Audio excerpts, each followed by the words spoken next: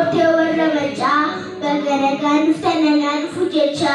anis kunoo dhufee nagaa sin gaafachaa yaadannoo hordoftu gurraan dhaggeeffachaa amma jalqabeeraa egaa nuuf kolchaa akkam nagaa bultee harmi harmi dachaa haadha daddarkaati walaloo koo irraa fuulaan haaraa ta'us kabajaa wal barraa kolfinee seeqachaa takkas waliin turraa ammucaa keessatti baas wal mararraa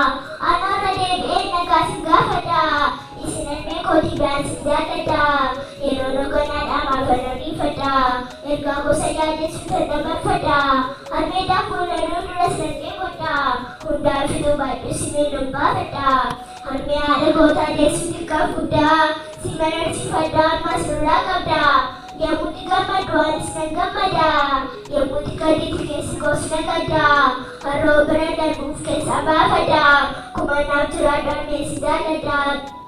haati nama hundaa naaf haadha kootii goota kaawwanniitu hoortee warra mootii sanyiinis sargannoo ajaa'iba gootii mirga onootess qabeenya lakkootii homtuun tirarra turoltes diina mootii kichuu kunuunsitee dhiiga nama gootii dubartummaan kunoo badhaasa rabbiitiin ji'a sagal guutuu garaa keetti baattee da'umsa sidiif meejinis sodaattee dhala kootiin jettaa manuffattee waamtee bara durruma kee fabdiirra godhattee mudhii jabeeffattee sabbataan hidhattee aaratti galfachuuf ilmoo guddifattee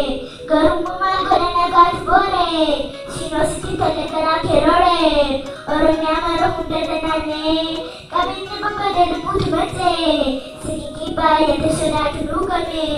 waan gochaan dhabame uffattes wallaalame keessi kee gubbate onneensi waadame garaa kee raafame marrumaan kee dhiiga qaamaan siraattis yaada keetu fiiga wallaala fakkaaddu sanoo kana beeka harmee maala godha cimsii kadhadhukaa Ayo mati tema de rakkoonsa utuu akka yaada koofimmaan kee gorsa hayyuu bal'isee wallaalota gorsa mara baande babe maaliif nu gorsisa waaqanaa kadhadhu isa furmaan isaa yaa rabbi araara nagaa kennuuf buusi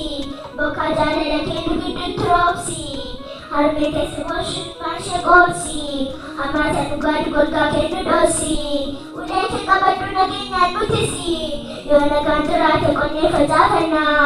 akka mootii keenyaa horree bobbaafannaa akkuma koo keenyaa daakannee marqannaa